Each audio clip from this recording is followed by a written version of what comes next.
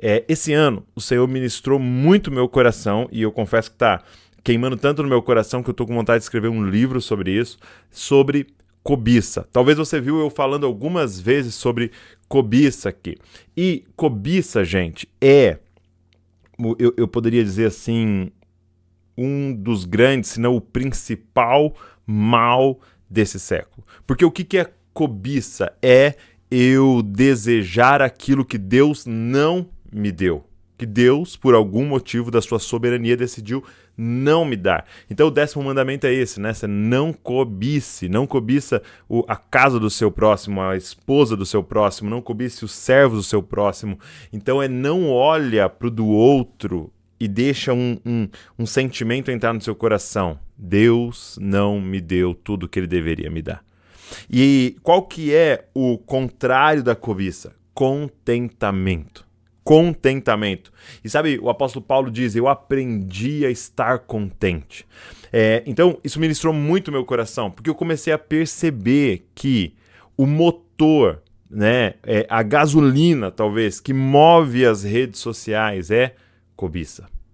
E você pode pensar, é verdade, Douglas, eu vi aquelas blogueiras que ficam postando aquelas roupas caras, sim. Poxa, eu vi aqueles caras postando aqueles carros luxuosos, sim. Mas tem também cobiça ministerial. Tem também eu postando, olha que incrível que é o meu ministério. Também tem postando, olha como eu me movo nos dons espirituais. Tem também eu postando, olha como eu tenho conhecimento bíblico, teológico e como eu sou inteligente. E isso vai gerando no coração da outra pessoa ou daqueles que estão assistindo. Meu Deus, Deus deu coisas muito especiais para uns e não deu para mim. Qual é o grande problema da cobiça?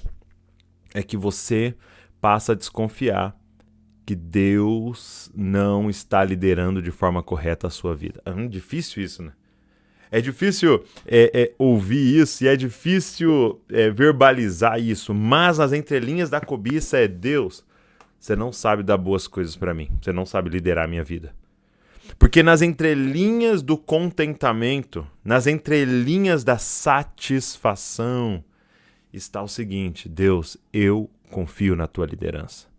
Eu tenho impressão que era melhor eu ter tal coisa, mas o Senhor sabe muito mais. E o Senhor é perfeito na tua liderança. A cobiça. Cara, como nesse ano eu refleti sobre isso. E sabe qual é o problema da cobiça? Ela é um ciclo vicioso. Por quê? Porque pensa no versículo, né, no 10º mandamento, que está lá em Êxodo 20. Não cobiçarás a esposa, a casa do seu próximo. Então, quando eu estou olhando para a casa do meu próximo, quando eu estou olhando para a mulher do meu próximo, quando eu estou olhando para o ministério do meu próximo, eu paro de olhar para o quê? Para o meu. Quando eu estou ali cobiçando algo que é do meu próximo, eu não estou olhando para aquilo que Deus me deu. Então, quando eu foco naquilo que eu não tenho, eu tiro o foco daquilo que eu tenho. Então, eu paro de cuidar daquilo que eu tenho. E aí, aquilo que eu tenho, que Deus me deu, está cada vez mais destruído. Por quê? Porque eu não tenho cuidado do que Deus me deu, porque eu estou focado naquilo que Deus não me deu. Então, cada vez que eu olho para o que Deus me deu, tá pior. E aí eu tenho mais desculpas ainda para falar, tá vendo? Olha o dele lá, é muito melhor. Olha a igreja, olha o ministério, olha o emprego, olha a casa do outro. É muito melhor que a minha. É claro, você não cuida do que Deus te deu, porque você está focado no que Deus não te deu. E é tão doido isso, porque fala do pecado original. Você já parou para pensar nisso? Que Adão e Eva caíram na lábia da serpente que fez eles focarem no que Deus não deu. E é muito doido porque Deus tinha dado, vou chutar aqui, milhares de árvores para eles. E ela fala, não, mas olha só para aquela que ele não te deu. Que ele não te deu. É uma vida baseada em focar na falta. Então, eu queria te fazer um desafio para esse novo ano. O desafio seria, vamos colocar todo o nosso foco em multiplicar aquilo que Deus nos deu, ao invés de ficar olhando para o que Deus não nos deu. O que Ele não nos deu não é para a gente ter nesse momento, porque Ele nos deu tudo o que nós precisamos para agora. Vamos entrar nesse lugar de contentamento e satisfação que vem de um coração que confia no Pai. Deus deu tudo que você precisa para viver essa estação da sua vida. Douglas, mas e aquilo? Aquilo outro? Aquilo tudo é muito bom, mas não é para essa estação da sua vida. Talvez um dia ele te dê, ok? Mas tudo que você precisa para viver esse momento, ele já te deu. Então vamos olhar para o que ele nos deu e vamos multiplicar o que ele nos deu.